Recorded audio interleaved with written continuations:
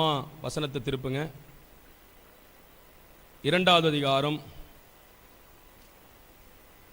24, 25 வசனங்களை நம்ம வாசிக்கணும். எல்லாரும் சேர்ந்து கவனமாக வாசிங்க. 1 பேதுரு 2வது அதிகாரம் 24, 25 நம்ம சேர்ந்து வாசிப்போமா? நாம் பாவங்களுக்கு செத்து நீதிக்கு பிழைத்திருக்கும்படிக்கு அவர்தாமே தமது சரீரத்திலே நம்முடைய பாவங்களை சிலுவையின் மேல் சுமந்தார், அவருடைய தழும்புகளால் குணமானீர்கள். 25 சிதறுண்ட ஆடுகளைப் போல் இருந்தீர்கள், இப்பொழுதோ உங்கள் ஆத்துமாக்களுக்கு மெய்ப்பெரும் கண்காணிமானவரிடத்தில் திருப்பப்பட்டிருக்கிறீர்கள் என்று வாசிக்கிறோம். கண்களை மூடி ஜெபம் பண்ணுவோம். அன்பின் பரலோக பிதாவே, இம்மட்டும் உம்மை துதிக்க, உம்மை பாட, உம்மை உயர்த்த, உம்மை மகிமைப்படுத்த எங்களுக்கு உதவி செய்தீர். இப்பொழுதும் உங்கள் வார்த்தையின் மூலமாய் இயேசுவே எங்களோடு இடைபடும் உம்முடைய கரத்திலே எங்களை ஒப்பு கொடுக்கிறோம்.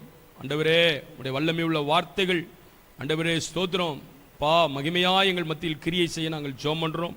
அது 30, 60, 100 பலன் கொடுப்பதாக இயேசுவின் நாமத்தில் ஜெபிக்கிறோம் எங்கள் ஜீவன் உள்ள நல்ல பிதாவே, ஆமென். கைகள் நல்ல உயர்த்தி ஆண்டவரை மகிமைப்படுத்துவோம். கர்த்தருடைய நாமம் மகிமைப்படுவதாக.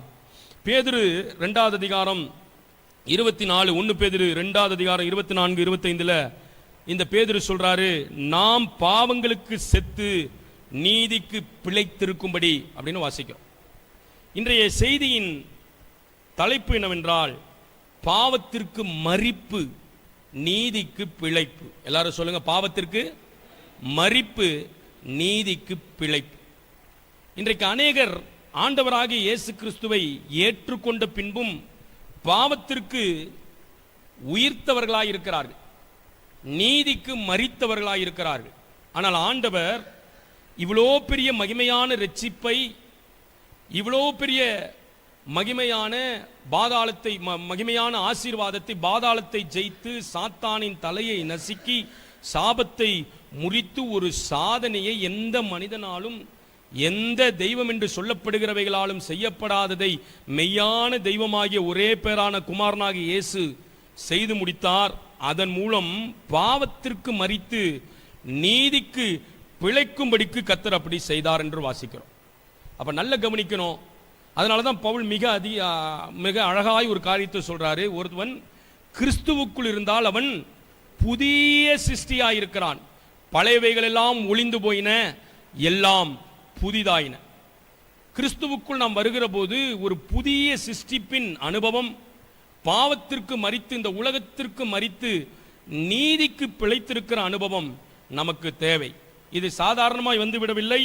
1 பேதுரு 2வது அதிகாரம் 24 மேல நமக்காக ஒருவர் பாவங்களுக்காக மரித்திருக்கிறார். வசனம் சொல்லுது பாருங்க, அவர்தாமே தமது சரீரத்திலே நம்முடைய பாவங்களை சிலுவையிலே சுமந்து மரித்தார். கைகளை நல்ல உயர்த்தி ஆண்டவரை மகிமைப்படுத்துங்க. அல்லேலூயா. அப்ப கிறிஸ்தவ வாழ்வு, கிறிஸ்துவுக்குள் வாழ்கிற வாழ்வு புது சிருஷ்டிப்பின் அனுபவத்தை நமக்கு தர வேண்டும். அநேகருடைய வாழ்க்கை, இருதயங்கள், உள்ளங்கள் வெறுமையாய் இருப்பதற்கு காரணம் என்னவென்றால் அவருடைய வாழ்க்கையில் இன்னும் பாவத்திற்கு மரித்திருக்கிற, இந்த உலகத்திற்கு மரித்திருக்கிற அனுபவம் இல்லை, புதிய சிருஷ்டிப்பின் அனுபவம் இல்லை. பாவம் என்றால் கொலை, விபச்சாரம் என்று பெரிய பெரிய பாவங்கள் என்று அல்ல.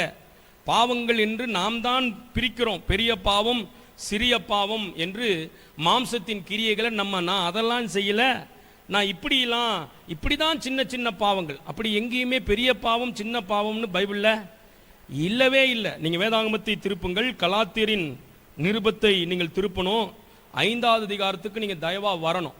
அப்ப நம்முடைய இருதயம் வெறுமையா இருப்பதற்கும் நீதிக்கு நாம் பிழைக்காமல் இருப்பதற்கும் சம்பந்தம் உண்டு. நாம் இன்றைக்கு உயிரோடு இருக்கிறோம் என்றால் நீதிக்கு பிழைத்திருக்க வேண்டும். கைகளை உயர்த்தி ஆமேன்னு சொல்லுங்க. தேவ காரியத்திற்கு பிழைத்திருக்க வேண்டும், தேவ ராஜ்யத்திற்கு பிழைத்திருக்க வேண்டும். ஆனால் இன்றைக்கு பிழைத்திருக்கிறவர்கள் நீதிக்கு பிழைத்திருக்கிறார்களா, பரிசுத்தத்திற்கு பிழைத்திருக்கிறார்களா, தேவ ராஜ்யத்திற்கு பிழைத்திருக்கிறார்களா என்பது கேள்விக்குறியான ஒன்று. அப்ப பாவம் என்றால் நான் சொன்னது போல பெரிய பெரிய பாவங்கள் அல்ல. பிசாசு நம்மை வஞ்சித்து விடக்கூடாது, வஞ்சித்து விடக்கூடாது. கொலைக்கு சமமா நம்ம கொலை பண்ணலங்கிறோம், கொலைக்கு சமமாய் ஆண்டவர் எதை சொல்றாரு? தன் சொந்த சகோதரனை பகைக்கிறவன் கொலைபாதகன். தேவனுடைய கண்களுக்கு முன்பு கொலை என்பது கத்தி எடுத்து குத்துறது மட்டுமல்ல, அதுதான் நம்ம கண்ணுக்கு முன்னாடி தெரியுது. துதிக்கிறேன் என்று சொல்லுகிறவர்கள், ஆராதிக்கிறேன் என்று சொல்லுகிறவர்கள் தன் சக விசுவாசிகளோடு, சபையோடு, தேவனுடைய பிள்ளைகளோடு நாம் ஐக்கியம் கொள்ளாமல் நாம் விரோதித்து கொண்டிருந்தால் அதுக்கு பேர் கொலைபாதகம். நாம் தேவனுடைய பார்வையில் கொலைபாதகர்கள் என்பதை மறந்துவிடக்கூடாது. கலாத்தியரின் நிருபம் 5வது அதிகாரத்தை நான் திருப்ப சொன்னேன். 16வது வசனத்திலிருந்து நீங்க பார்க்கணும். அதுல 19வது வசனம் பாருங்க. மாம்சத்தின் கிரியைகள் வெளியரங்கமாயிருக்கிறன. பாவம் என்னன்னு எனக்கு தெரியலன்னு யாரும் சொல்ல முடியாது. எல்லாம் வெளியரங்கமா இருக்கு. அது எவ்வளோ பெரிய 3ஆம் வானத்துக்கு போயிட்டு வர மனுஷர்களாயிருந்தாலும் பாவம் பாவம்தான், அசுத்தம் அசுத்தம்தான். இந்த மாம்சத்தில் இருக்கிற நமக்குள் இந்த பிசாசின் கிரியைகள் நமக்குள் வராதபடி நாம் பாவத்திற்கு மரிச்சிருக்கிறோமாங்கிறத கவனிக்கணும். ரட்சிக்கப்பட்டு வேணும்னா 10 வருஷம் ஆகலாம், 20 வருஷம் ஆகலாம், 30 வருஷம் ஆகலாம். ஆனா பாவத்திற்கு, உலகத்திற்கு, சாத்தானின் கிரியைகளுக்கு, மாம்சத்தின் கிரியைகளுக்கு நாம் மரித்திருக்கிறோமா? அப்படி இல்லைன்னா நாம் இன்னும் புதிய சிருஷ்டிப்பின், நியூ கிரியேஷன் என்கிற ஒரு புதிய சிருஷ்டிப்பின் அனுபவத்திற்குள் வரலன்னு அர்த்தம். புதிய சிருஷ்டிப்பின் அனுபவத்திற்குள் வராத யாரும் கிறிஸ்துவுக்குள்ளே இல்லைன்னு அர்த்தம். நான் சொல்லல, வசனம் சொல்லுது. ஒருவன் கிறிஸ்துவுக்குள் இருப்பானே என்றால் அவர்களுடைய அடையாளம், அவர்கள் எப்படியா இருப்பார்களா? புதிய சிருஷ்டியா இருப்பார்கள். பழையவைகள் எல்லாம் ஒளிந்து போயின, எல்லாம் புதிதாயின. பழையவைகள் தொடர்ந்தும் நம்மை ஆதிக்கம் பண்ணுகிறது.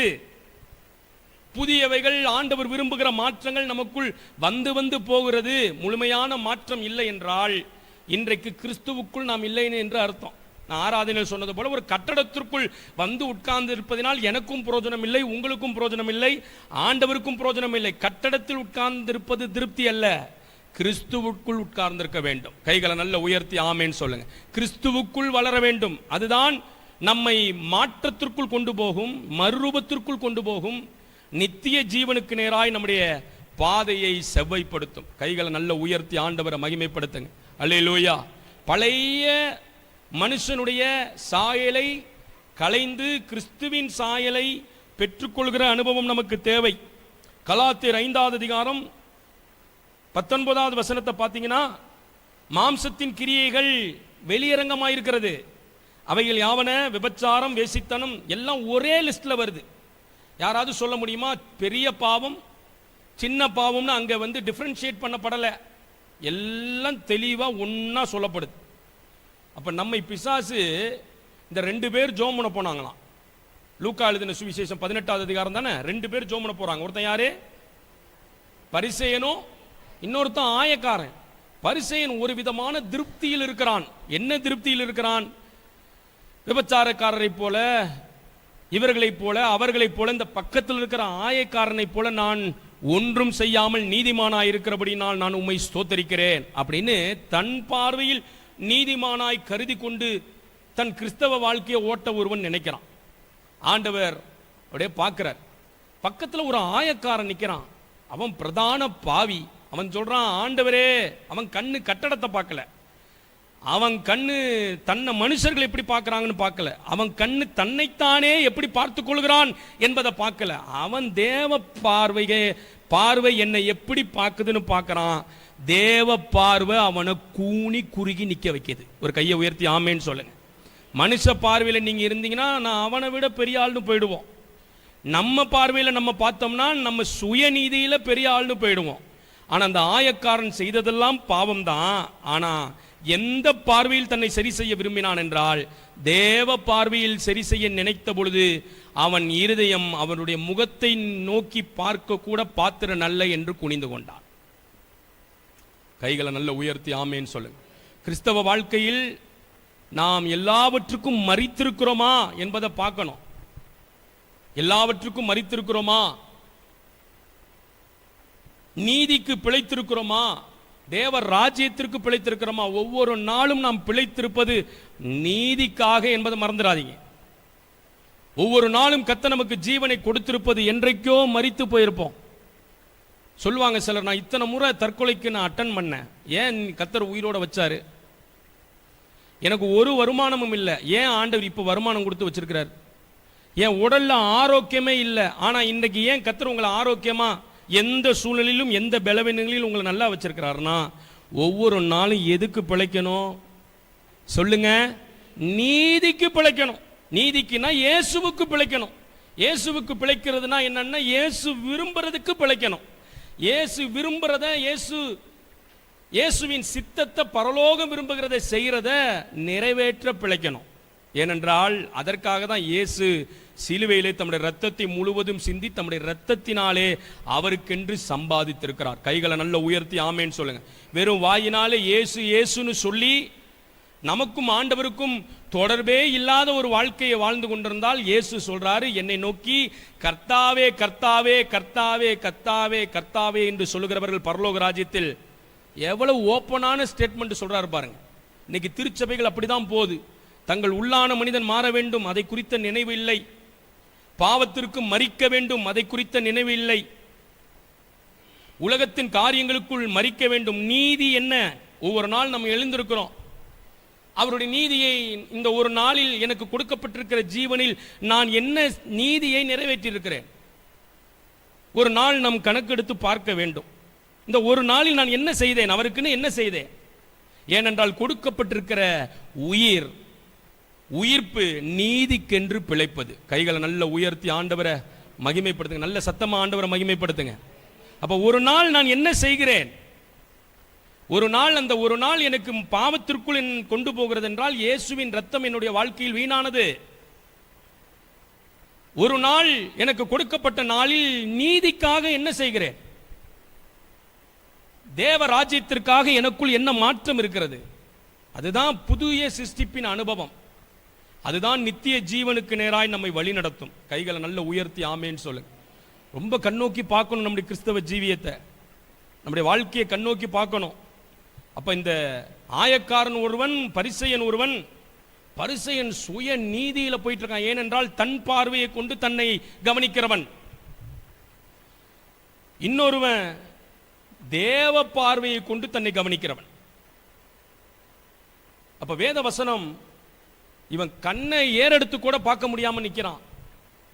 அப்ப தேவ பார்வைக்குள் வர விரும்புகிறான் ஆயக்காரன். கைகளை உயர்த்தி ஆமேன்னு சொல்லுங்க. தேவனுக்குள் வளர விரும்புகிறான்.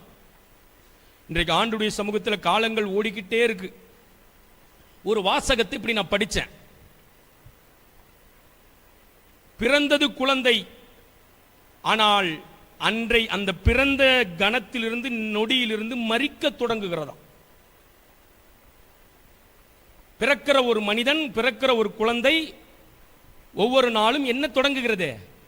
நம்ம எல்லாரும் பேசிட்டு இருக்கோம், மரணம் எப்ப வேணாலும் வரலாம், மரணம் எப்ப வேணாலும் வரலாம். இல்ல இல்ல, மரிக்க தொடங்குகிறது. பல்லு அப்படியே பழசா போகுது. நல்லா முத்து முத்தா இருக்கிற பல்லு, பச்சரிசி பல்லெல்லாம் என்னவா மாறுது? என்ன மாறுது? ஒரு மாதிரி மாறுது. முடியெல்லாம் ஒரு மாதிரி மாறுது. முடியின் நிறமெல்லாம் கருகருன்னு இருக்குன்னு சொன்னவங்கலாம் இப்ப எப்படி இருக்கு? வெண்மையும் சிகப்பா தோளில் இருக்கோ இல்லையோ, முடியல மாறிக்கிட்டு இருக்கு. ஏனென்றால் மரிப்பு தொடங்குகிறதாம். மரிப்பு தொடங்குகிறதாம். அப்ப ஒவ்வொரு நாளும் நாம் மரணத்தை நோக்கி பயணிக்கிறோம் என்பதை மறந்துவிடக் கூடாது. இன்றைக்கு ஒரு நாள் முடிந்தால் நாம் ஒரு நாள் மரணத்துக்கு நெருங்குவதற்கு ஒரு நாள். உண்மையா பொய்யா? உண்மை. அந்த மரணத்திற்கு ஒரு நாள் முடிந்து விட்டது. நமக்கும் ஆண்டவர் நம்மை மரணமும் என்னைக்குன்னு சொல்லியிருந்தா மனுஷன் நிம்மதியா வாழ முடியாதுங்கிறதுனால தான் மரணம் என்னைக்குன்னு ஆண்டவர் என்ன பண்ணல, சொல்லல. அதனால நம்ம எல்லாரும் எப்படி இருக்கிறோம்? நாளைக்கு பார்த்துக்கலாம், நாளான்னைக்கு பார்த்துக்கலாம், 10 நாள் கழிச்சு பார்த்துக்கலாம், இப்பதானே ஆண்டவருக்குள்ள இருக்கிறோம், அதெல்லாம் பார்த்துக்கலாம். இல்ல, கிறிஸ்துவுக்குள் ஒருவர் பிறக்கும் பொழுது பாவத்திற்கு மரித்து நீதிக்கு என்ன செய்ய வேண்டும்? பிழைக்க வேண்டும், தொடங்கிடணும். ஒரு நாள் கர்த்தர் கொடுத்தால் பிழைப்ப கொடுத்திருக்கிறார், உயிர்ப்ப கொடுத்திருக்கிறார், ஜீவனை கொடுத்திருக்கிறார். நான் நீதிக்கு பிழைத்திருக்கிறேனா என்பதை கவனத்தில் கொள்ள வேண்டும். கைகளை நல்ல உயர்த்தி ஆமேன்னு சொல்லுங்க. கலாத்தியர் 5வது அதிகாரம் நான் சொன்னேன், 19வது வசனத்தை சொன்னேன். மாம்சத்தின் கிரியைகள் வெளியரங்கமானவைகள், அவையாவன விபச்சாரம், வேசித்தனம், அசுத்தம், காம விகாரம், விக்கிரக ஆராதனை, பில்லி சூனிய பகைகள், பில்லி சூனியம், அப்படிலாம் இருக்கு. நம்ம கண்ணு கரெக்டா பார்க்கும். எதை பார்க்கணும்? விபச்சாரத்தை பார்க்கும். நம்ம தான் செய்யலையே. விக்கிரகாராதனையை பார்க்கும். நம்ம தான் அதை என்ன பண்ணலையே. பில்லி சூனியத்தை பார்க்கும். நம்ம தான் அதை பண்ணலையே. ஆனா அதுக்கப்புறம் இருக்கு அதே லிஸ்ட்ல பகைகள், விரோதங்கள், வைராக்கியங்கள், கோபங்கள், சண்டைகள், பிரிவினைகள், இதெல்லாம் சபைக்குள்ள இருக்கு. பொறாமைகள், பாருங்க, இதெல்லாம் ஒரு லிஸ்டுக்குள்ள வருது. இன்னைக்கு எழுப்புதல்னு பண்ணாலும் எழுப்புதல் இன்னும் வந்து சேராமல் இருப்பதற்கு ஒரு பெரிய காரணமே இதுதான். கத்தாவே கத்தாவே கத்தாவே. ஒரு அம்மாவை குறித்து நான் கேள்விப்பட்டிருக்கிறேன். நம்ம சபை இல்லை, இன்னொரு சபை. அந்த பாஸ்டருக்கே ஜோ பண்ணிட்டு இருப்பாங்களாம்.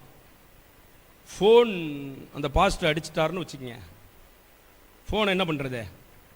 ஆன் பண்ணி ஹalleluya, ஓ இப்போ 3வது வானத்தில் இருக்கிறது யாருக்கு தெரியணும்? இப்போ யாருக்கு தெரியணும்? அந்த பாஸ்டருக்கு தெரியணும். ஆனால் சண்டையும் பொறாமையும் சச்சரவும் அந்த கப்பலை ஆட்டுறதே யார் தான்? அந்த நிரம்பின ஆளு. இது எவ்வளோ பெரிய வேதனை பாருங்க. ஏனென்றால் அவங்களுக்கே அது தெரியல. வஞ்சிக்கப்படுவது என்பது இதுதான். பிசாசினாலே ஏமாற்றப்படுவது என்பது இதுதான். நாம் வஞ்சிக்கப்படுதல்னா என்ன? வஞ்சிக்கப்படுறோங்கிறது தெரியாம இருக்கிறதே தான் என்னது? வஞ்சிக்கப்படுறது. ஏமாற்றப்படுறதுன்னா என்ன? நம்ம ஏமாற்றப்படுறோங்கிறதே தெரியாம இருக்கிறது தான் ஏமாற்றப்படுது. அப்ப நல்ல கவனிக்கணும். பொறாமைகள், கொலைகள், வெறிகள், களியாட்டுகள் முதலானவைகளே சொல்லிட்டு 21வது வசனம் பின்பகுதியில் என்ன சொல்றாரு? இப்படிப்பட்டவைகளை செய்கிறவர்கள் தேவனுடைய ராஜ்யத்தை சுதந்திரிப்பதிலிருந்து முன்னே நான் சொன்னது போல இப்பொழுதும் உங்களுக்கு சொல்லுகிறேன். கைகளை நல்ல உயர்த்தி ஆண்டவரை மகிமைப்படுத்துவோம். அல்லேலூயா. நீதிக்கு பிழைக்கதான் நமக்கு ஜீவன். ஆமென். நீதிக்கு பிழைக்கதான் நல்ல கால் கைகள். நீதிக்கு பிழைக்கதான் நமக்கு காலம். அதே பழைய பாவங்கள், அதே சிந்தைகள், அதே இருதயம், அதே காரியம், அதே தேவனுக்கு முன்பாக நாம் சரி செய்யப்படாத நிலைகள் இருக்குமானால் இன்றைக்கு சரியா ஒரு மாற்றம் நமக்கு வரணும். உலகத்துக்கு மறிக்கணும், அநீதிக்கு மறிக்கணும், தேவனுடைய காரியத்துக்கும் நாம் உயிர்த்தவர்களாய் மாறணும். இப்ப மறுபடியும் இந்த 1 பேதுருக்கு வாங்க. 2வது அதிகாரம் 24 நம்ம வாசிச்சோம், 25 நம்ம வாசிக்கணும். 1 பேதுரு 2வது அதிகாரம் 24 வாசிச்சிட்டோம். 25. முன்பு கர்த்தர் நம்மை கண்காணியற்றவர்களாய் மெய்ப்பனற்றவர்களாய் இருந்த நம்மள இஷ்டத்திற்கு அலைந்து திரிந்த நம்மை மனம் போன போக்கில் வாழ்ந்த நம்மை கர்த்தர் தம்முடைய இரத்தத்தினால மீட்டு கொண்டு ஒரு கட்டுப்பாட்டிற்குள் கொண்டு வந்தார். ஒரு வாழ்க்கையின் முறைமைக்குள் கொண்டு வந்தார். ஒரு வாழ்க்கையின் அர்த்தத்திற்குள் கர்த்தர் கொண்டு வந்தார். கொண்டு வந்துட்டு 25 பேதுரு சொல்றார் பாருங்க, சிதறுண்ட ஆடுகளை போல் இருந்தீர்கள், இப்பொழுதோ, எல்லாரும் வாயை திறந்து சொல்லணும், இப்பொழுதோ எல்லாரும் சொல்லுங்க, இப்பொழுதோ. பின்னாடி இருக்கிறவங்களாம் சொல்லுங்க, இப்பொழுதோ. இப்பொழுது என்ன நடந்திருக்கு? முன்னாடி இருந்ததுக்கும் இப்போ என்ன நடந்திருக்கு? உங்கள் ஆத்துமாக்களுக்கு மெய்ப்பெரும் கண்காணியமானவரிடத்தில் திருப்பப்பட்டிருக்கிறீர்கள். ஆண்டவர் பக்கம் திருப்பப்பட்டிருக்கிறீங்க. அவர் யாரா? கண்காணிக்கிறவர். கைகள் நல்ல உயர்த்தி ஆமேன்னு சொல்லுங்க. அவர் யாரு? மெய்ப்பர். மெய்ப்பரின் ஆடு மெய்ப்பரின் பக்கம் திருப்பப்படணும். உள்ள வந்து திருப்பப்பட்டு நாம் மறுபடியும் திரும்பி தேவனுடைய காரியத்தை விட்டு நாம் நகர்ந்து போவோமானால் நம்முடைய வாழ்க்கையில நித்திய ஜீவன், பரலோக ராஜ்யம் இவைகளெல்லாம் கேள்விக்குறியா மாறிடும். ஏதோ மனிதனுக்கு சில துர்குணங்கள், சில மாம்சத்தின் கிரியை வரலாம். அது அப்படியே பழக்கத்தோடு, அப்படியே பழக்க தோஷமாய், அப்படியே ஜென்ம சுவாபம் மாறாததாய், அப்படியே பாவத்தின் அடிமைத்தனத்தோடு இருப்போமானால் நாம் இன்னும் கிறிஸ்துவுக்காக பிழைக்கவில்லை. பவுல் மிக அழகாய் ஒரு இடத்துல சொல்றார், இனி நான் அல்ல, கிறிஸ்துவே என்னில் ஜீவிக்கிறார். அதனாலதான் பவுல் சொல்றாரு, ஆராதனைக்கு வரீங்கப்பா, சபைக்கு வரீங்க, இயேசுவை தெய்வம் என்று அறிந்து கொண்டீர்கள், அவர் மூலம்தான் ரட்சிப்பு என்பதை அறிந்து கொண்டீர்கள். ஆனால் உங்களுக்குள் இன்னும் யார் உருவாகவில்லை? கிறிஸ்து உருவாகவில்லை. கிறிஸ்து உருவாக வேண்டும் என்று நான் கற்ப வேதனைப்படுகிறேன். கிறிஸ்து உருவானால் கிறிஸ்துவுக்குள் ஒருவர் உருவானால் அவர்களுடைய குணநலங்கள் மாற்றப்படுகிறது. அவன் புதிய சிருஷ்டிப்பின் அனுபவத்திற்குள் வருகிறான். எந்தெந்த காரியங்கள் இன்னும் நம்மை தொற்றி கொண்டிருக்கிறது, எந்தெந்த மாம்சத்தின் கிரியைகள் தொற்றி கொண்டிருக்கிறது என்று கவனித்து பார்க்கணும். அப்படியானால், அப்படி இருக்குமானால் நாம் இன்னும் மரித்த நிலையில் இருக்கிறோம் என்பது அர்த்தம். வேதாகமத்தை நீங்க திருப்பணும். மத்தேயு எழுதின சுவிசேஷம், இந்த பேதுரு நிருபத்தை எழுதின ஆசிரியரை வைத்து தான் நான் பேச போகிறேன். மத்தேயு எழுதின சுவிசேஷம் 16வது அதிகாரம் 22வது வசனத்தை நீங்க வாசிச்சு பார்க்கணும். பேதுருவும் நம்மை போலவே இருக்கிற ஒரு மனுஷன். அவனுக்குள்ள ஆண்டவர் தெய்வம் என்று தெரிந்து விட்டது. மாம்சத்துல ரொம்ப ட்ரை பண்றான். மாம்சத்துல வைராக்கியம் பாராட்டுறான், மாம்சத்துல பரிசுத்தமா இருக்க ட்ரை பண்றான், மாம்சத்துல ஆண்டவருக்குன்னு நிக்கணும், மாம்சத்துல ஆலயத்துக்கு போகணும், மாம்சத்துல கத்தரை தேடி பார்க்கணும், இப்படின்னு ட்ரை பண்றான். ஆனா அவன் வாழ்க்கையில இந்த பல முயற்சிகள் தோல்வியை சந்திக்கிறது. தேவ சித்தம் என்னவென்றே அவன் வாழ்க்கையில செய்யல. கிறிஸ்துவுக்குள் அவன் புது சிருஷ்டிப்பின் அனுபவத்திற்குள்ள இல்லை. ஆனா ஆண்டவரோட தான் இருக்கிறான். ஆனா 12 சீஷர்களில் ஒருவன். இவனுக்கு தேவ ராஜ்யம் கிடைக்கும் என்ற நிலையில் இருக்கிறான்.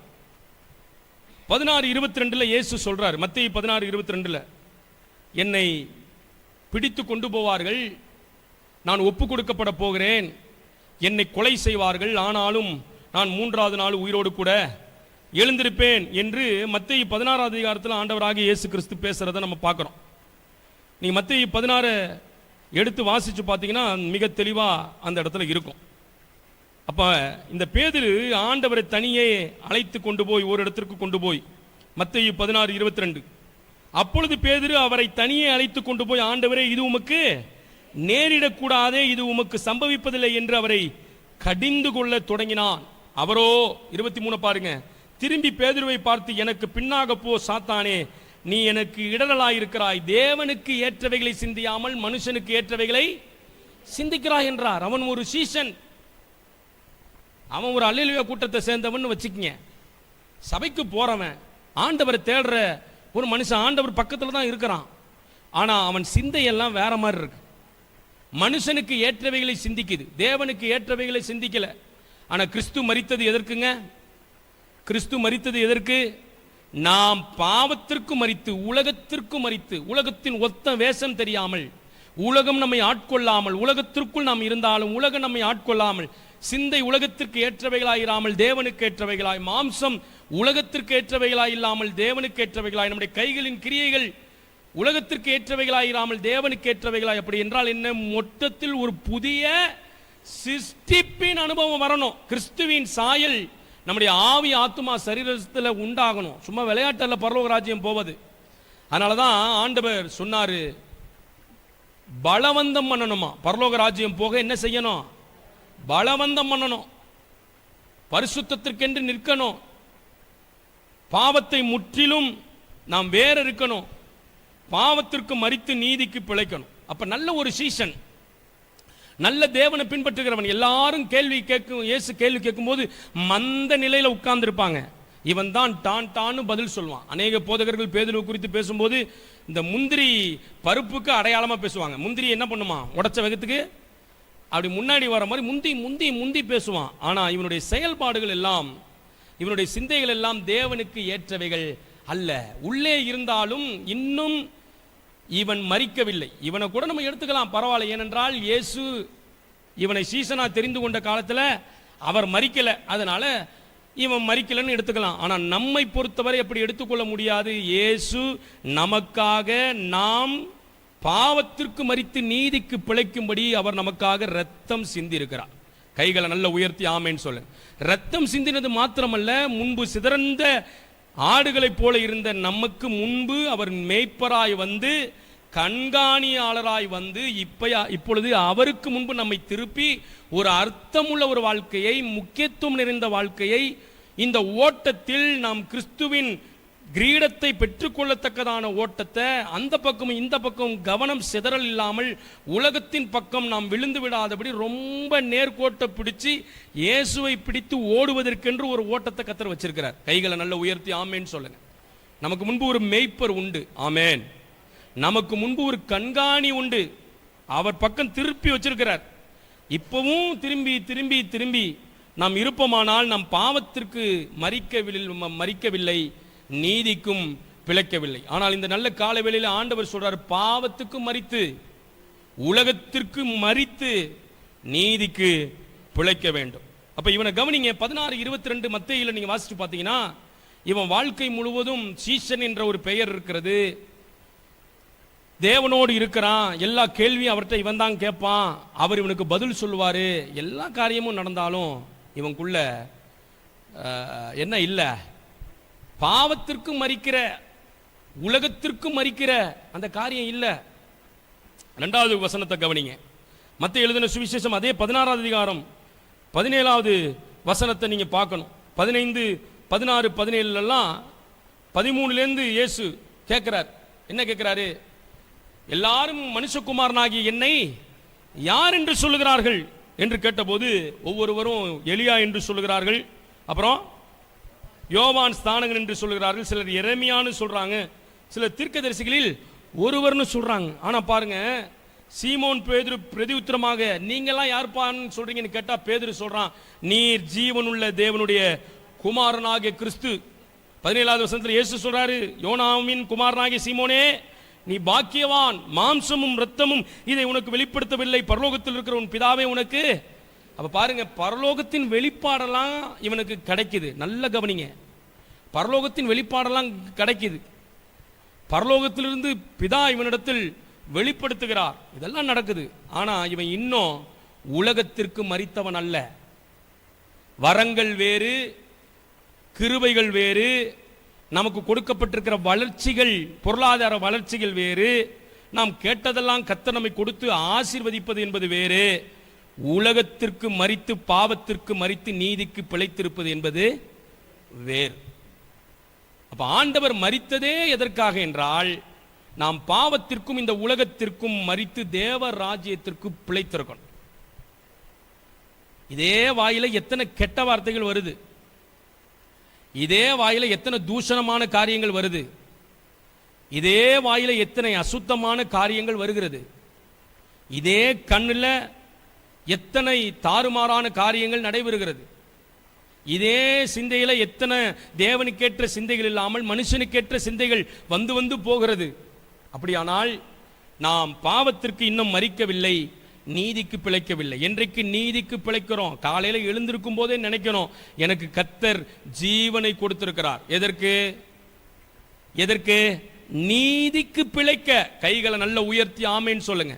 ஏனென்றால் மற்றவர்கள் எப்படி இருக்கிறார்களோ இல்லையோ, நமக்கு முன்பு ரத்தம் சிந்தி மீட்ட ஒரு மேய்ப்பர் இருக்கிறார். கைகளை உயர்த்தி ஆமேன்.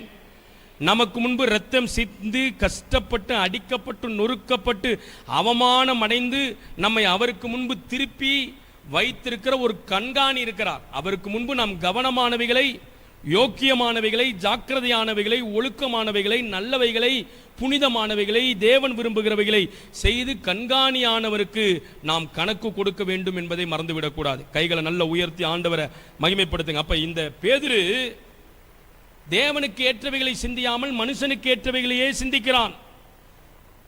2வது நல்ல வெளிப்பாடு உள்ள மனிதனா இருக்கிறான். 3வது யோவான் எழுதின சுவிசேஷம் 18வது அதிகாரம் 10 to 11 வசனங்களை நீங்க வாசிச்சு பார்த்தீங்கன்னா, ஒரு இயேசுவை பிடிக்க வரான். பிடிக்க வரபோது அந்த அந்த ரோம அதிகாரியின் வலது காதை என்ன செய்தானா?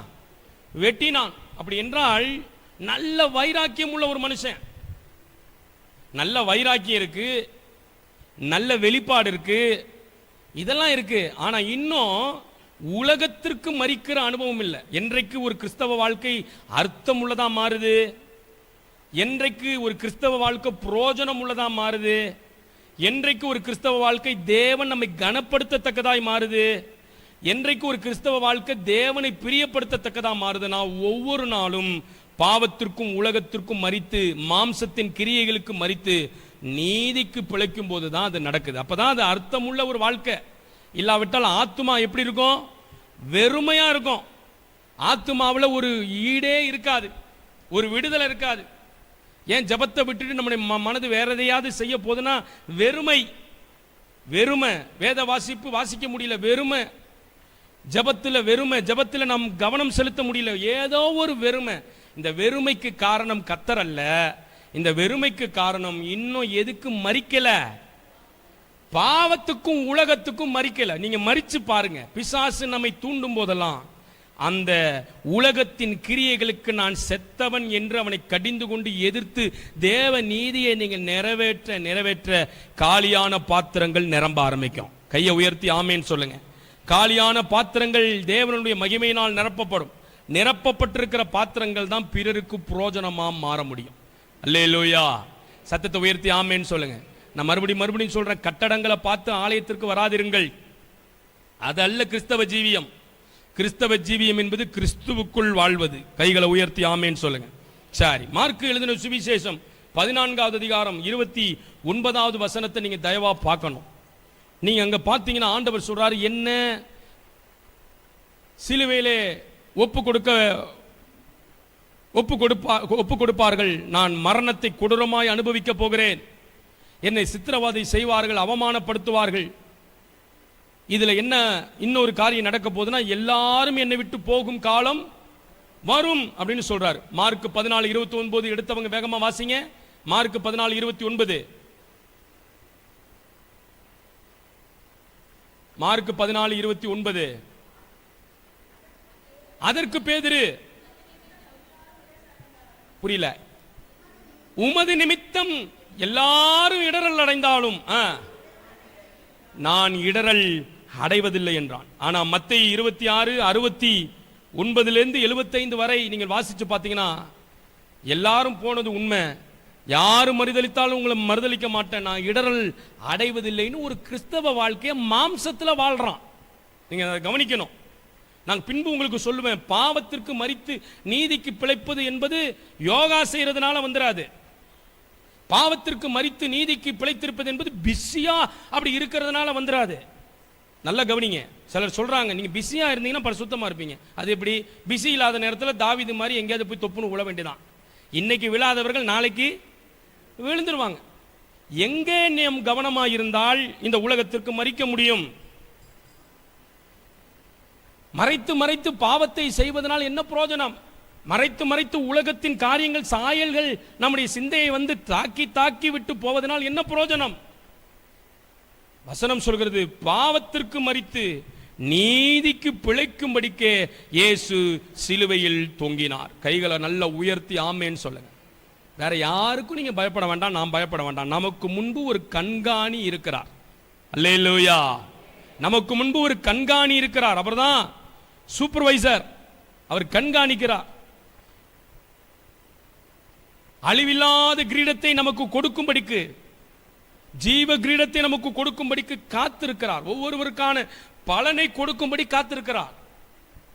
ஆனால் ரட்சிக்கப்பட்டு இத்தனை வருடங்கள், தேவனை ஆராதித்து இத்தனை வருடங்கள், அதனாலதான் பாடும்போது வெறுமையா இருக்கு, ஜெபிக்கும் போது இருதயம் வெறுமையா இருக்கு. நான் அநேகரை பார்க்கிறேன், அப்படியே எங்கேயோ பார்த்துக்கிட்டு எங்கேயோ நின்றுகிட்டு பாடுங்க பாடுங்க பாடுங்க. ஆராதனை முடிஞ்சோன்னு எழுந்து கிளம்பி, கரெக்டா சொல்றீங்களா யாருங்க, ஓடுங்க. வரதும் ஓடுறதுமா இருக்கு கதை. நல்லா கவனிக்கணும். கண்காணியானவர் ஒருவர் இருக்கிறார். கண்காணியானவர் கவனிக்கும் போது, அவருக்கு பிரியமானவைகளை நாம் செய்யும் போது, கண்காணியானவரே நம்மை உயர்த்துகிறவராயிருக்கிறார், நம்மை ஆசீர்வதிக்கிறவராயிருக்கிறார், நம்மை மேன்மைப்படுத்துகிறவராயிருக்கிறார். அதனால பேரை மாத்திட்டு ஞானஸ்தானம் எடுத்துட்டா போதாது. கண்காணியானவருக்கு முன்பாக நம்முடைய ரெக்கார்டு சரியா இருக்கணும். கைகளை உயர்த்தி ஆமேன்னு சொல்லுங்க. இப்பையும் நமக்கு ஒரு வாய்ப்பு இருக்கு. ஏன் வாய்ப்பு இருக்குன்னு சொல்றேன்? உயிரோட இருக்கிறோம்ல, இப்பையும் நமக்கு ஒரு வாய்ப்பு இருக்கு. நான் பாவத்திற்கு மரித்து, கைகள் எல்லாரும் உயர்த்தி சொல்லுங்க, நான் பாவத்திற்கு மரித்து நீதிக்கு பிழைக்கணும். எப்ப பிழைக்கணும்? ஒவ்வொரு நாளும் நான் என் ரெக்கார்டை பார்க்கணும். ஒவ்வொரு நாளும் பிசாசு இந்த உலகத்தின் காரியங்களை நம்மை இழுக்க நினைக்கிற பொழுது நாம் என்ன செய்ய வேண்டும் என்றால், அவனை எதிர்த்து நின்று வசனத்தின் மூலம் நாம் ஜெயம் எடுத்து நாம் என்ன செய்யணும்னா, நீதிக்கு பிழைத்திருக்கிறத ஒவ்வொரு நாளும் காண்பிக்கணும். கைகளை நல்லா உயர்த்தி ஆண்டவரை மகிமைப்படுத்து. நீங்களா ஜெயிக்கிறத உங்களுக்கு தெரியணும். நீங்க ஜெயிப்பது உங்களுக்கு தெரியணும். பழைய பாவங்களை என்னை ஆட்கொள்வதில்லை அப்படிங்கிறது உங்களுக்கு தெரியணும். இல்லைங்க, நான் பழைய காரியத்தில் ஐயோ நான் விழுந்து போனவன் என்று நீங்கள் சலித்து கொண்டால் உங்கள் ஆத்துமா வெறுமையை தவிர வேற எதையும் அனுபவிக்க முடியாது. கர்த்தருக்கு முன்பாக நீங்கள் சந்தோஷமா இருக்க முடியாது. மறைந்து மறைந்து வாழ்வீர்கள். ஏன் ஆராதனைக்கு போக வேண்டும் என்ற எண்ணம் உண்டாகும். ஏன் தேவனை தேட வேண்டும் என்ற எண்ணம் உண்டாகும். உள்ள வரும்போதே ஆலயத்திற்கு போவோம் என்று சொன்ன பொழுதே அந்த சத்தத்தை கேட்கும் போதே தாவீதுக்கு என்ன உண்டானதான்? மகிழ்ச்சியும் சந்தோஷமும் உண்டான அந்த ஆத்துமா உயிருள்ள ஆத்துமா. கைகளை நல்ல உயர்த்தி ஆமேன்னு சொல்லுங்க. ஹல்லேலூயா. அப்ப பாவத்திற்கு மரித்து நீதிக்கு பிழைக்க என்ன செய்யணும் அப்படிங்கிறத நான் உங்களுக்கு சொல்ல போறேன். அப்ப இப்ப பேதுருவை குறித்து பார்ப்போம். பேதுரு நல்ல தேவனுடைய வெளிப்பாட பெற்றவன். ஆனா அவன் சிந்தையெல்லாம் தேவனுக்கேற்ற சிந்தை இல்லாம மனுஷனுக்கேற்ற சிந்தையா இருக்கிறது. அடுத்து நல்ல வைராக்கியம் காட்டுறான். யாரும் காட்டல. 11 யூதாஸ் காரியத்தை திருட அவனை விட்டுருங்க. 10 பேருக்குள்ள இல்லாத தைரியம் இந்த பேதுருக்குள்ள இருக்கு. இயேசுவுக்குன்னு வைராக்கியமா நிக்கிறான். இயேசுவை பிடிக்க வந்தவனுடைய வலதுகார காதை வெட்டினான். அவ்வளவு வைராக்கியம் இருக்கு. மார்க் 14:29 சொன்ன, யார் உம்மை விட்டு போனாலும் உம்மை விட்டு நான் என்ன செய்ய மாட்டேன், போக மாட்டேன் அப்படிலாம் சொன்னான். ஆனா மத்தேயு 26 நீங்க வாசிச்சு பார்த்தீங்கன்னா, தேவனை மறுதலித்து பொத்துன்னு கீழே விழுந்தான். இயேசுவனை நம்பினார். மறுரூப மலைக்கு அவரை அழைத்து கொண்டு போய் மறுரூபமாகும் போது பேதுரு, யாக்கோபு, யோவான், பேதுருவை தான் முதல் சொல்லப்பட்டிருக்கிறது. அந்த அளவுக்கு வைராக்கியம் காண்பித்தான். ஆனால் இவனுடைய வைராக்கியம் எல்லாம் ரொம்ப நாளைக்கு நிக்கல. இன்னைக்கு அநேகர் ஆண்டவருக்குள் வந்து நான் பாவத்திற்கு மரித்து இந்த உலகத்திற்கு மரித்து நீதிக்கு பிழைக்க வேண்டும் என்று சொல்லி மாம்சத்தில் கிரியை செய்கிறார்கள். அதை தான் நான் உங்களுக்கு வித்தியாசப்படுத்தி காட்ட போறேன். பாவத்திற்கு மரித்து நீதிக்கு பிழைக்க வேண்டும் என்றால் நம்மளுடைய சில ஒழுங்குமுறைகள், நம்மளுடைய சில நடவடிக்கைகள், நம்மளுடைய சில காரியங்கள் பாவத்திலிருந்து அல்லது உலகத்தின் காரியங்களிலிருந்து அல்லது மாம்சத்தின் கிரியைகளிலிருந்து நம்மை தெளிவா வெளியே கொண்டு வந்துடாது. ஆண்டவர் தான் ஒரு மனுஷனை நடத்த முடியும். கைகளை நல்ல உயர்த்தி ஆமேன்னு சொல்லுங்க. யோவான் எழுதின சுவிசேஷம் 20வது அதிகாரம் 19வது வசனத்துல அப்படியே உயர்ந்த இடத்திற்கு போனது போல இந்த பேதுருவின் வாழ்க்கை தெரிந்தாலும் அப்படியே சறுக்களின் மேல் சறுக்கள். இன்றைக்கு அநேகருடைய ஆவிக்குரிய வாழ்க்கை சறுக்களில் இருக்கிறது. சறுக்கள். ஒரு நாள் ஜெபம் பண்ணினால் அடுத்த நாள் ஜெபம் பண்ண முடியவில்லை. ஒரு நாள் பரிசுத்தம் என்றால் அடுத்த நாள் பரிசுத்தம் இல்லை. இது எதை காட்டுகிறது?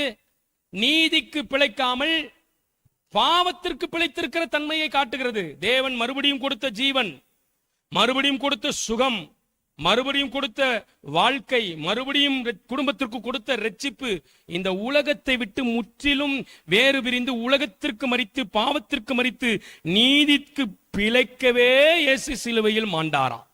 கைகளை நல்ல உயர்த்தி ஆமைச்சோம். அந்த அர்த்தத்தை புரிஞ்சுக்கணும். முன்பு மேய்ப்பரற்றவர்களா இருந்தோம், இப்ப எங்க கொண்டு வந்து நிறுத்திட்டாரு? சிதறுண்ட நம்ம ஒரு பிரதான மேய்ப்பராக இயேசு நடத்தி கொண்டிருக்கிறார். அல்லேலூயா. கண்காணிக்கிற ஆண்டவர் நம்மை நடத்தி கொண்டிருக்கிறார்.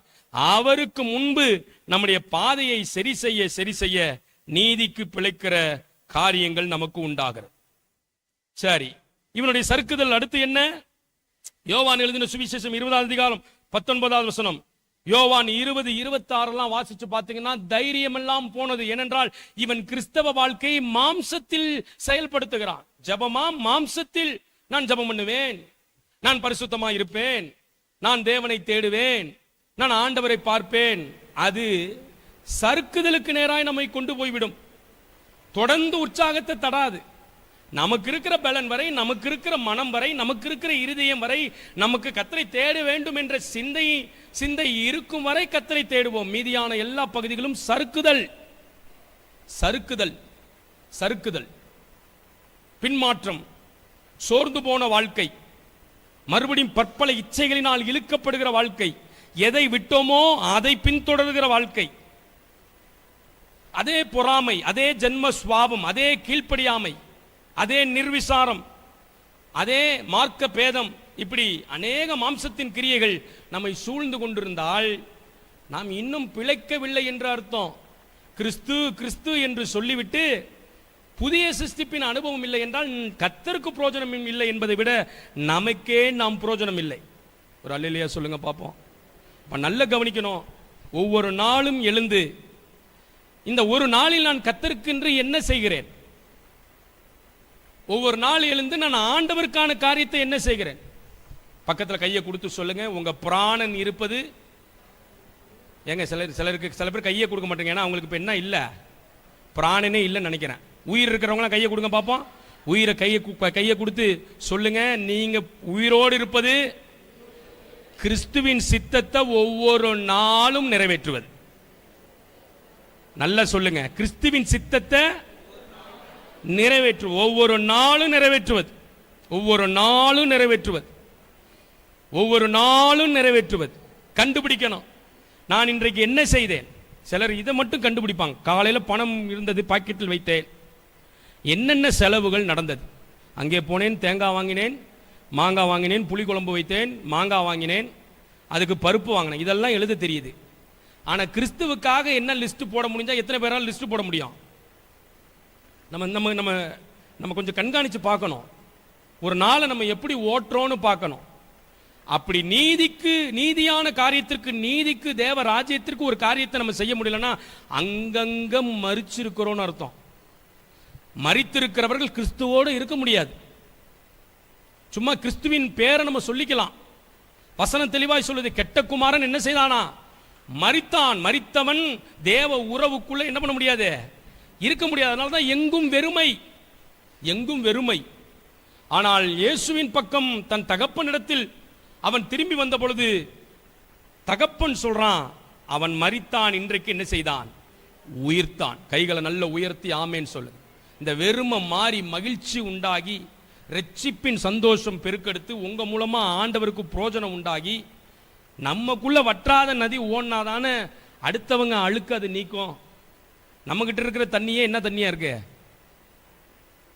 காவி கர்நாடகாவிலேருந்து வர தண்ணியை நினச்சிக்காதீங்க, அது அங்கே சட்டமன்றத்தில் பேசிட்டு இருக்கிறாங்க. நம்ம கிட்டேருந்து வர தண்ணி என்ன, தேங்கி இருக்கிற தண்ணி, நமக்கே போதலை. அப்போ நம்ம சத்தியம் சொல்லும் போது எத்தனை பேர் ரட்சிக்கப்பட்டு உள்ள வருவாங்க, எத்தனை பேர் தேவனை தேடி வருவாங்க. அப்போ நல்ல கவனிக்கணும், மாம்சத்திலேயே முயற்சி எடுக்கிறான். மாம்சத்தில் அவன் வைராக்கியம் பாராட்டினான், ஆனால் சறுக்குதலை சந்தித்தான். மாம்சத்தில் அவன் பெருமை கொண்டான், சறுக்குதலை சந்தித்தான். மாம்சத்தில் உமக்கென்று நிற்பேன் என்று சொன்னான், சறுக்குதலை சந்தித்து தேவனை மறுதலித்தான். கடைசியிலே கதவை பூட்டிக் கொண்டு இயேசுவுக்கே நிலைமை மோசமாகி கொலை செய்து விட்டார்கள், நான் வாழ்வது கடினம் என்று பயந்து கதவை பூட்டிக் கொண்டிருந்தான். ஒரு சீஷனுடைய வாழ்க்கையை பாருங்க, ஏதாவது ஒரு அர்த்தமா இருக்கா? யாருங்க அவன்? இயேசுவின் சீஷன், இயேசுவை போல வாழ தெரிந்து கொள்ளப்பட்டவன். முழுவதும் ஆண்டவர் ஜெபம் பண்ணி தெரிந்து கொண்டாராம். கையை உயர்த்தி ஆமேன்னு சொல்லுங்க. சும்மாலாம் நீ வா நீ வா நீ வா அப்படி தெரிந்து கொள்ளல. தேவன் முழுவதும் ஜெபம் பண்ணி சீஷர்களை என்ன செய்தாராம், தெரிந்து கொண்டார். இப்படி தெரிந்து கொள்ளப்பட்ட ஒரு மனிதனுடைய வாழ்க்கையில் அர்த்தமற்ற, பிசாசு பந்தாடுகிற, ஒரு கண்ட்ரோல் இல்லாத, ஒரு கட்டுப்பாடு இல்லாத, ஒரு ஆண்டவருக்குடைய ஆளுகையில் இல்லாத, மனம் போன போக்கு, மாம்சத்தின் விருப்பத்தின்படி நடக்கிற போக்கு போய் கொண்டிருக்கிறது. இது எதை காட்டுகிறது என்றால், அவன் பாவத்திற்கு மரிக்கவில்லை, நீதிக்கு பிழைக்கவில்லை. இயேசு எதற்கு மரித்தார்? இயேசு எதற்கு மரித்தார்? சந்திரன் என்ற ஒரு பெயரை வைத்திருக்கிறவர் சாத்ராக்குன்னு மாத்திரத்துக்கு மரிச்சாரா? இயேசு எதற்கு மரித்தார்? மலர்ங்கிற பேரை இப்படி வச்சுக்கலாம், ரோஜாங்கிற பேரை ரோஸுன்னு மாத்திரத்துக்கு இயேசு பிறந்தாரா? நம்ம எல்லாம் நினைச்சுக்கிறோம் ரோஜானா அது ஹிந்து பெயர், ரோஸுனா அது என்ன பெயர்? சிஸ்டர் ரோஸ் அப்படின்னா என்ன பெயர்? அது அடாடா. ரோஜானா தமிழ்ல, ரோஸுனா இங்கிலீஷ்ல, வேற ஒன்றும் கிடையாது, ஒன்றும் கிடையாது. இப்போ ஆண்டவர் எதுக்கு பேரை மாற்றி ஆலயத்தில் போய் ஏதோ உட்காந்துட்டு ஏஞ்சி வாங்கன்னு மரித்தாரா? தெல்ல தெளிவா இதில் அடிப்பட்ட பேதுரு தான் எழுதுறார். இவ்வளவு இதை எழுதினவர், இந்த வசனத்தை எழுதினவர் பேதுரு. ஆனால் ஆரம்ப காலங்களில் இயேசுவை ஏற்றுக்கொண்டு வைராக்கியம் காட்டினார், மாம்சத்தில் காட்டினார். நிற்பேன் என்றார், மாம்சத்தில் நின்று பார்த்தார். ஆண்டவர் அவருக்கு வெளிப்பாடும் கொடுத்து பார்த்தா, நான் மறுதளிக்க மாட்டேன்னாரு, மறுதளிச்சாரு. இவருடைய முடிவு பயத்தோடும் நடுக்கத்தோடும் உள்ள போய் உட்கார்ந்துட்டார். அப்ப வாழ்க்கை அவருக்கு எப்படி போயிடுச்சு பாருங்க. அதை விட கொடுமை யோவான் எழுதின சுவிசேஷம் 21வது அதிகாரம் 3வது வசனத்தை பாருங்க. 3வது வசனத்தை எல்லாரும் சேர்ந்து தயவா வாசிக்கணும். யோவான் எழுதின சுவிசேஷம் 21:3. சீமோன் பேதுரு, யாராவது ஒருத்தங்க வாசித்தாதான் எனக்கு தெளிவா விழும். சீமோன் பேதுரு மற்றவர்களை நோக்கி, மீன் பிடிக்க போகிறேன் என்றான். I am going to fish, நான் மீன் பிடிக்க போகிறேன். அப்படியே வெறுமையாயிட்டு. கிறிஸ்தவ வாழ்க்கையில ஏன் ஜெபம் வெறுமையா மாறுதுங்க? வேத வாசிப்பு எடுத்தாலே ஏன் தூக்கம் வருது, வெறுமையா மாறுது? ஆலயத்துக்கு வந்தாலே என் மகிழ்ச்சி இல்ல, வெறுமையா இருக்கு.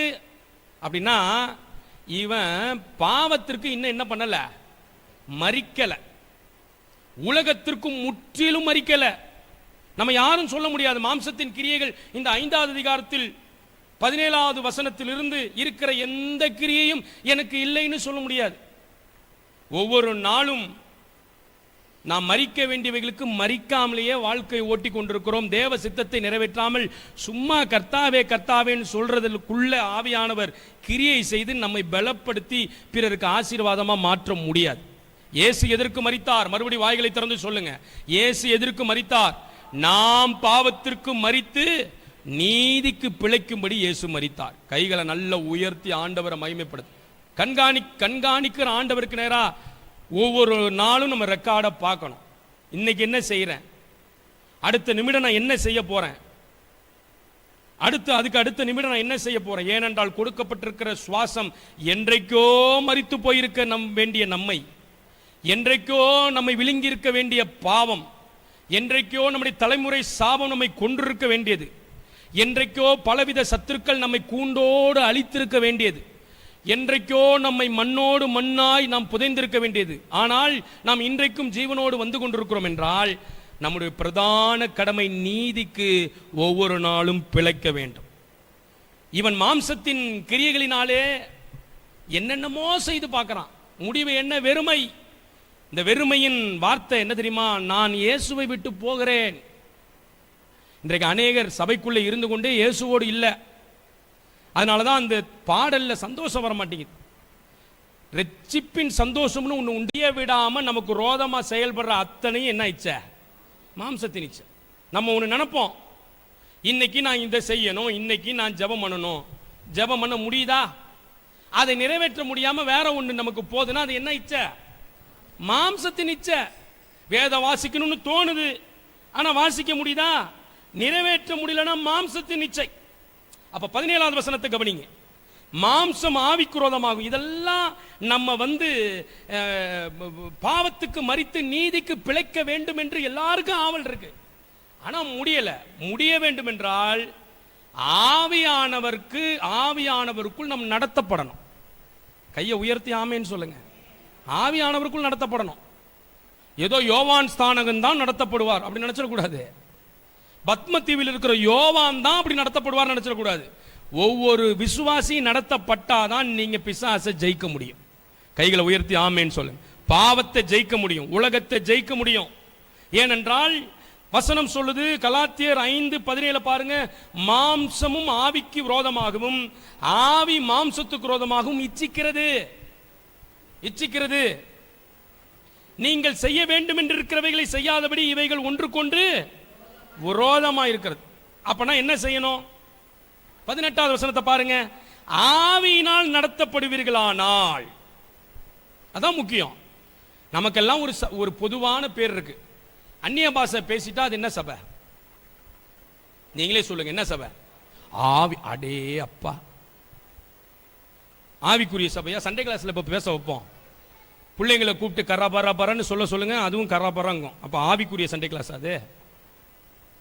அந்நிய பாஷை பேசுறது இல்லைங்க ஆவிக்குரிய சபை. ஆவியினால நடத்தப்படுவது ஆவிக்குரிய சபை.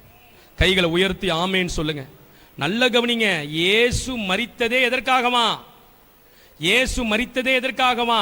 நாம் பாவத்திற்கு மரித்து நீதிக்கு பிழைக்க. இந்த மரிப்பு நமக்குள்ள இல்லாததுனால, நீதிக்கான உயிர்ப்பு நமக்குள்ள இல்லாததுனால நம்ம வாழ்க்கை கிறிஸ்தவமே வெறுமையா இருக்கு. நம்மளை விட பேதுரு இயேசுவோடு நெருங்கி ஜீவித்தவன். அவனுக்கே இப்ப இயேசுவை பார்த்தா எப்படி இருக்க? எப்படி இருக்க? எப்படி இருக்க? வெறுமையா இருக்கு. அவன் சொல்றான், நான் மீன் பிடிக்க போகிறேன். பக்கத்தில் இருந்த மக்கள்லாம் சொன்னாங்களே, நீனே ஒரு பெரிய ஆளு, நீனே போறீன்னா அப்ப நாங்களும் வருகிறோம். எங்கும் வெறுமை. ஏனென்றால் மாம்சத்திலேயே பல காரியங்களை செய்ய பார்க்கிறான். இன்னைக்கு சபை ஜெபம் ஆவிக்குரிய வாழ்க்கையில் நடத்தப்படணும். ஆராதனை ஆவிக்குரிய ஆவியினால நடத்தப்படணும். அப்போ ஒரு மனிதன் ஆவியினால நடத்தப்படும் போது தான் நீதிக்கு பிழைக்க முடியும்.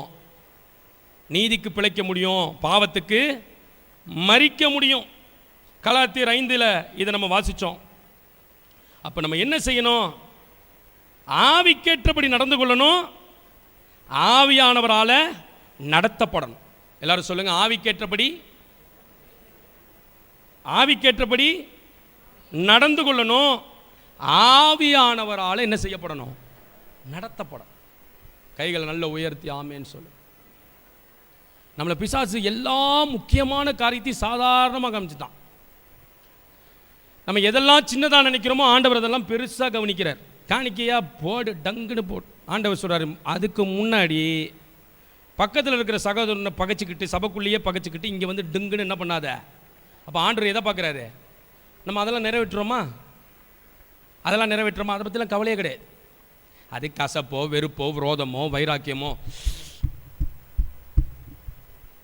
வசனம் சொல்லுது, ஆவிக்கேற்றபடி நடந்து கொள்ளுங்கள். கைகளை நல்ல உயர்த்தி ஆமேன்னு சொல்லுங்க. நல்ல சத்தத்தை உயர்த்தி ஆமேன்னு சொல்லுங்க. இப்போ அப்படியே இதுக்கு வாங்க, ரோமருக்கு வாங்க, 8வது அதிகாரத்துக்கு வாங்க. ரோமர் 8வது அதிகாரம். ஆவிக்கேற்றபடி நம்ம நடந்து கொள்ளலைன்னா என்ன நடக்கும்? என்னங்க நடக்கும்? நீங்க பாவத்திற்கு மரிக்க மாட்டீங்க. ஆவியில் நடத்தப்படணும். ஜெபம் ஆண்டவர் தூண்டும் போது தேவன் ஒவ்வொரு நொடியும் தேவன் பக்கம் நம்ம திருப்பப்படும் போது தான் தேவன் அந்த கிருபையை நமக்கு தருகிறார். ஹல்லேலூயா. சரி, ரோமர் 8வது அதிகாரம். இந்த மாம்சத்தின் சிந்தையும் ஆவியின் சிந்தையும் அதில் நிறைய எழுதப்பட்டிருக்கு. அதில் நீங்கள் மேலே பார்த்துக்கிட்டே வரணும். பார்த்துக்கிட்டே வந்தீங்கன்னா 4வது வசனத்தை பாருங்களேன். இவரும் மாம்சத்தின்படி நடப்பதையும் ஆவியின் பற்றி நடப்பதையும் எழுதுறார். இந்த பேதுருவும் பவுலும் 2 பேருமே மாம்சத்தின்படி நடந்து தோல்வியை சந்தித்தவர்கள். பின்பு இதை கண்டுபிடிக்கிறாங்க. எதை கண்டுபிடிக்கிறாங்க? ஆவியினால் நடத்தப்படுவதையும் ஆவியானவராலே, ஆவியில நடந்து கொள்வதையும் ஆவியானவராலே நடத்தப்படுவதையும் கவனித்த பொழுது அவர்கள் வாழ்க்கை ஆவிக்குரிய வாழ்க்கையாக மாறுது. கைகளை உயர்த்தி ஆமேன்னு சொல்லுங்க. அவங்க ஒவ்வொரு நாளும் நீதிக்கு பிழைக்கிறாங்க, அப்புறம் பாவத்திற்கு மரிக்கிறார்கள். அதனால தான் ரோமர் 8 பவுல் சொல்றார். 4வது வசனம் பாருங்க. மாம்சத்தின்படி நடவாமல், அதே வார்த்தை எழுதுறார் பாருங்க பவுலும். ஆவியின்படி நடக்கிற நம்மிடத்தில் நியாயப்பிரமாணத்தின் நீதி நிறைவேறும்படிக்கே அப்படி செய்தார். 5வது வசனம். அன்றியும் மாம்சத்தின்படி நடக்கிறவர்கள் மாம்சத்திற்குரியவைகளை சிந்திக்கிறார்கள், ஆவியின்படி நடக்கிறவர்கள் ஆவிக்குரியவைகளை சிந்திக்கிறார்கள். அடுத்து, மாம்ச சிந்தை மரணம், ஆவியின் சிந்தையோ ஜீவனும் சமாதானமுமா. கைகளை நல்ல உயர்த்தி ஆண்டவரை மகிமைப்படுத்துங்க. அப்போ நல்ல கவனிக்கணும், ஆவியானவரோட நல்ல ஒரு தொடர்பு நமக்கு உண்டாகணும். தேவ சமூகத்தில் ஒவ்வொரு நாளும், நாள்தோறும், ஒவ்வொரு நிமிடமும், ஒவ்வொரு நொடியும் அவரோடு நடக்கிற பழக்கம்தான் நம்ம வாழ்க்கையை மாற்றும். ஏனென்றால் ஆண்டவர் திருப்பி வச்சு காத்திருக்கிறார். யார் பக்கம் நம்ம திருப்பி வைத்து காத்திருக்கிறாராம்? கண்காணியானவருமாகிய பிரதான மேய்ப்பருமாகிய இயேசுவினிடத்தில் சிதறுண்ட ஆடுகளாக இருந்த நம்மை திருப்பி வைத்து நாம் கனிகளை கொடுப்போம், மாற்றங்களை கொடுப்போம் என்று ஆண்டவர் காத்திருக்கிறார். கைகளை நல்ல உயர்த்தி ஆண்டவரை மகிமைப்படுத்துங்க. ஹல்லேலூயா. இந்த கண்காணி ஆண்டவருக்கு முன்பு நாம் யோக்கியமானவைகளை செய்ய வேண்டும் என்றால் நாம் செய்ய வேண்டியது என்னவென்றால் ஆவியில் நடந்து கொள்ள வேண்டும். ஆவிக்கு ஏற்றபடி நடந்து கொள்ள நம்முடைய வாழ்க்கையை அமைக்கணும். அப்பதான் பாவத்திற்கு மரித்து நீதிக்கு பிழைக்க முடியும். ஒரு ஆவியானுடைய ஒரு நடத்துதல் நமக்கு அவசியம். இல்லாவிட்டால் விருப்பப்படுவோம். விருப்பப்படுவதெல்லாம் ஆவிக்குரிய வளர்ச்சி அல்ல.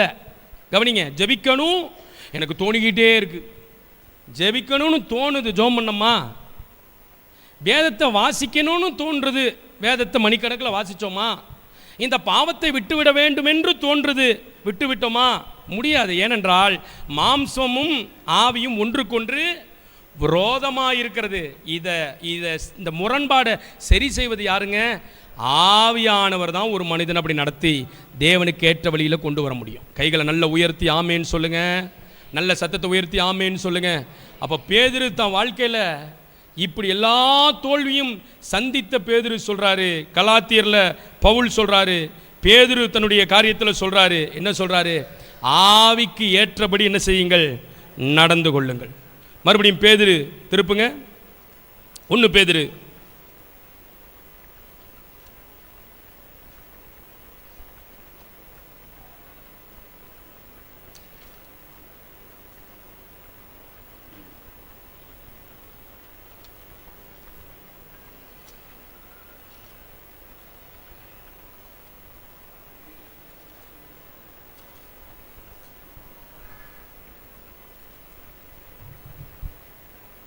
சரி, ரோமர் 8 அதை தான் நம்ம பார்த்துக்கிட்டு இருந்தோம். திருப்பி அதை எடுங்க. அப்போ என்னென்ன செய்யணும்? பேதுருவும் பவுலும் சொல்றாரு, ஆவியின்படி நடந்து கொள்ளுங்கள், ஆவிக்கு ஏற்றபடி நடந்து கொள்ளுங்கள். அப்புறம் என்ன சொல்றாரு? ஆவியானவராலே என்ன செய்யப்படுங்கள்? நடத்தப்படுங்க. அதோட விட்டுட்டாரா? அதே இதில் நல்ல கவனிங்க, ரோமர் 8 பாருங்க, 13வது வசனம். மாம்சத்தின்படி பிழைத்தால் நிச்சயம் சாவீர்கள். நல்ல கவனிங்க, நம்ம கேட்குற வசனமெல்லாம் எனக்கு இவ்வளவுதான் அழுத்தம் கொடுத்து பேச முடியும். நீங்களும் இந்த வசனத்தை உட்காந்து ஒரு மணி நேரம் கேட்கலாம், இல்லை 1.5 மணி நேரம் கேட்கலாம், இவ்வளோ தான் கேட்க முடியும். ஆனால் இந்த வசனத்தின் தன்மை எப்படிப்பட்டது தெரியுமா? வசனத்தின் தன்மை எப்படிப்பட்டது தெரியுமா? வெள்ளிய 7 தரம் குகையில் வச்சு புடமிடப்பட்ட சுத்த வெள்ளிக்கு எப்படி இருக்கான்? ஒப்பா இருக்கு. நன்மை வரும்னா நன்மை கட்டாயம் வரும். பரிசுத்தமாக இருக்கிறவனுக்கு பலன் வரும்னா கட்டாயம் வரும். தேவனுக்காய் மாற்றம் உங்களுக்கு உண்டாகுனா உண்டாகும். கடிந்து கொள்ளுதல் உண்டுனா உண்டு, தண்டனை உண்டுனா உண்டு. கர்த்தருக்கு உண்மையாக இருந்தால் பரிபூர்ண ஆசீர்வாதத்தை பெறுவீர்கள்னா பெறுவீர்கள் தான், அதில் மாற்றமே இல்லை. இப்போ நீங்கள் கவனிக்கணும், ரோமர் 8 1 ஆவிக்கு ஏற்றபடி நடந்து கொள்ளணும். அதை கவனிங்க தயவு செய்து. அதனால தான் பவுல் நமக்கு இன்னும் மாம்சம் தூக்கிக்கிட்டே இருக்கு. மாம்ச எண்ணங்கள், மாம்ச உணர்வுகள், மாம்சத்தின் சிந்தைகள், மனுஷிக எண்ணங்கள் ஓடிக்கிட்டே இருக்கு. அதனால தான் பவுல் சொல்றாரு, இனி நான் அல்ல, நான் செய்ய வேண்டியதை நான் செய்யாம இருக்கிறதுக்கு காரணம் என்னன்னா, நானே யோசிச்சுக்கிட்டு இருக்கிறேன். நான் அல்ல, இனி எனக்குள்ள ஒருத்தர் என்ன பண்றாரு? ஜீவிக்கிறார். ஒருத்தர் செயல்படுறார். அவர் என்ன செயல்படுறாரோ அதை நான் செயல்படுத்துவேன். அவர் என்ன விரும்புகிறாரோ அதை நான் விரும்புவேன். அவர் என்னத்துக்கு நேராக என்னை வழி நடத்துகிறாரோ அதற்கு நேராக நான் வழி நடப்பேன் என்ற ஒரு முடிவுக்குள் வந்துட்டு, அவருக்கு ஏற்றபடி நீங்கள் நடந்து கொள்ள என்னைக்கு தொடங்குறீங்களோ அன்னைக்கு நீங்கள் நீதிக்கு பிழைக்க ஆரம்பிச்சிட்டீங்கன்னு அர்த்தம். கைகளை நல்ல உயர்த்தி ஆமேன்னு சொல்ல. ரொம்ப சிம்பிள். பாவத்துக்கு மரித்து நீதிக்கு பிழைப்பது என்பது ஆவிக்கு ஏற்றபடி நடந்து கொள்ளுதல், ஆவியானவராலே நடத்தப்படுதல். இதோடு நின்றுலாமா? இப்போ ரோமர் 8 பாருங்க, 13வது வசனம். மாம்சத்தின்படி பிழைத்தால் சாவீர்கள், ஆவியினாலே, இந்த ஆவியானவர் இருக்கிறார் பாருங்க, ஆவியினாலே சரீரத்தின் செய்கைகளை அழித்தால் பிழைப்பீர்கள். கைகளை நல்ல உயர்த்தி ஆமேன்னு சொல்லுங்க. சிலர் ஒரு பிரசங்கத்தை முந்தானத்து கேட்டிருந்தேன். அதில் அருமையாக ஒரு போதகர் பேசுகிறார். சிலர் தங்கள் பாவத்திலிருந்து வெளியே வர தங்கள் சரீரத்தை என்ன பண்ணுறாங்களாம்? அழிக்கிறாங்க. சிலர்லாம் பார்த்தீங்கன்னா வடநாட்டு பக்கம்லாம் பார்த்தீங்கன்னா முள்ளு, இத்தே பெரிய முள் இருக்குது. இயேசு என்ன முள்முடி சுட்டினார், இவ்வளோ பெரிய முள் இருக்குது. அந்த முள்ளு மேலே போய் என்ன பண்ணுறான்? படுத்துக்கிறான். ஏனென்றால் நான் தூய்மையாக இருக்க வேண்டும். சில ஆளை பார்த்தா நான் கடவுளை பார்க்க வேண்டும் என்று பல வருஷமாக என்ன பண்ணலை, உட்காரவே இல்லை. கால் இத்தே சைஸுக்கு வீங்கியிருக்கு. எப்படியாவது நான், வசனம் சொல்கிறது மாம்சத்தை அழிக்காதே, மாம்சத்தின் கிரியையை அழி. கைகளை நல்ல உயர்த்தி ஆமேன்னு சொல்லுங்க. அப்போ நல்ல கவனிக்கணும். ஆவியேற்றபடி ஆவியானவராலே நடந்து கொண்டு ஆவிக்கேற்றபடி நடந்து கொண்டால் இந்த ஆவியானவரை வைத்து அடுத்து நாம் செய்ய வேண்டியது மாம்சத்தின் கிரியைகளை என்ன செய்யணும்? அழிக்கணும். என்ன மாம்சத்தின் கிரியை? உங்களுக்கு சிம்பிளாக சொல்கிறேன் பாருங்க. ஜெபம் பண்ணிக்கிட்டே இருப்பீங்க. கவனிங்க, இன்னைக்கு எல்லாரும் பெரியவர்கள் முதற்கொண்டு சிறியவர்கள் வரை ஆட்கொள்ளப்பட்டிருக்கிற ஒரு பெரிய பாவம் இருக்கு. என்ன பாவம் அது? யாராவது சொல்லுங்க பாப்பா, என்ன பாவம்? நமக்கே தெரியாமல் ஒன்று நம்மளை ஆளுகை செஞ்சிட்டு இருக்கு. யாரும் அதுலேருந்து தப்பலை. ஒரு ஆள் இங்கே தப்பலை. இந்த சபைன்னு இல்லை, எந்த சபையும் தப்பாமல் போய்கிட்டே இருக்கு. கையை உயர்த்தி ஆமீன் சொல்லுங்க. எது தெரியாத மாதிரி சில பேர்லாம் அப்படியே நீ சொல்லியா, நீ என்னன்னு சொல்லி கேட்குறோம் அப்படின்னு இருக்கீங்க. என்ன அது? மாம்சத்தின் கிரியை.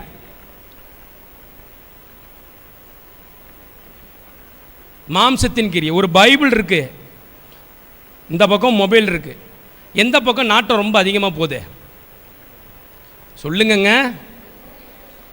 அப்போ ஆண்டவர் சொல்லி கொடுக்குறாரு, ஆவிக்கு இதை ஜெயிக்க முடியுமா? இதை ஜெயிக்க முடியுமா? ஆவிக்கு ஏற்றபடி. ஏனென்றால் நான் இயேசுவினாலே விலைக்கிரயம் கொடுத்து வாங்கப்பட்டிருக்கிறேன். என மற்றவனுக்கு நோக்கம் இல்லை. இப்போ நான் ஒழுங்காக நடத்தப்படுற, ஒரு மனத்தோடு நடத்தப்படுற ஒரு ஆட்டு மந்தக்குள்ளே நான் இருக்கிறேன். கையை உயர்த்தி ஆமேன்னு சொல்லுங்க. பிரதான மேய்ப்பர் எனக்கு முன்னாடி இருக்கிறார், ஒரு கண்காணியானவர் எனக்கு முன்னாடி இருக்கிறார். அப்போ கவன சிதறல் என்ன வருது?